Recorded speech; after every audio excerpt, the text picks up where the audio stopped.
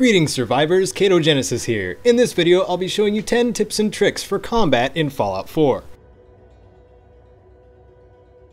As you and your enemies know, using cover keeps you out of the line of fire for the sake of taking less damage reloading or healing. Enemies seem to have the ability to peek around corners and fire their weapons. It might come as a surprise that you can do this too. If you face a wall near an opening and hold the aim button, you will also be able to fire your weapon from the safety of cover.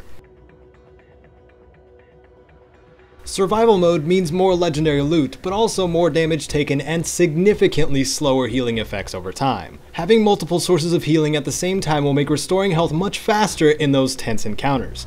You can consume several different food items combined with stim packs and even refreshing beverages to have unnaturally fast healing, and likely several bonuses along with it. Treat your weapon well and it will treat you in kind. When you find a legendary weapon you like, you'll want to keep it upgraded so it stays viable as long as possible.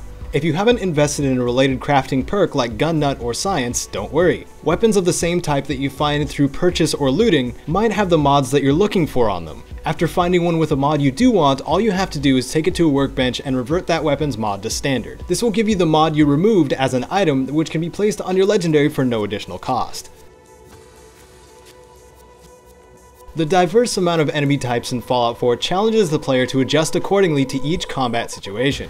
For example, while a combat shotgun works great for feral ghouls, you probably don't want to get that close to a Mirelurk hunter. Having two main weapons or more for short and long range, as well as a preferred explosive, will keep you prepared for future encounters. Melee, unarmed weapons, and even the butt of a gun will cause stagger for both you and your adversaries. Getting in a ranged enemy's face and knocking them around will hinder them from using their primary weapon, greatly reducing their ability to end your life. When fighting other melee users, since blocking can no longer be held, timing is everything, but proves useful in preventing most, if not all, incoming melee damage. Observe how your enemy moves and attacks, and you'll be proficient at blocking and leave your foe open for those power attacks. For crippling enemy limbs, there's the obvious effects. Accuracy is reduced when arms are crippled and mobility for legs. Some enemies though, like synths and feral ghouls, can lose their limbs entirely, making them much easier targets afterwards. Awareness is a perk in the perception tree, which will show your enemy's resistances when targeted in VATS. This is a great way to find out your enemy's weakness and how to exploit it as efficiently as possible. Even if you'd rather spend that perk point elsewhere, here's a few general enemy weaknesses. If a humanoid enemy is wearing leather or synth armor, you'll deal more damage with ballistic weaponry. If wearing metal armor, they'll take more damage from energy weapons. If combat armor, both energy and ballistic resistances are about even. So try radiation damage. It affects human enemies the same way as it affects the player. For creatures, as expected, nearly all creatures in the Commonwealth have an extremely high resistance or complete immunity to radiation. For ballistic and energy weapons, however, sometimes a creature's resistance can be as low as half with one type over another. Ballistic weapons will be more effective against Deathclaws, Mirelurk Kings and Queens, ghouls, and Stingwings, while energy weapons are more effective against super mutants, robots, Yaogwai, rad scorpions, and standard Mirelurks. Use the environment to your advantage. Puddles of fuel, gas leaks, canisters, and cars all can be used against your enemies, but sometimes enemies can use them against you too.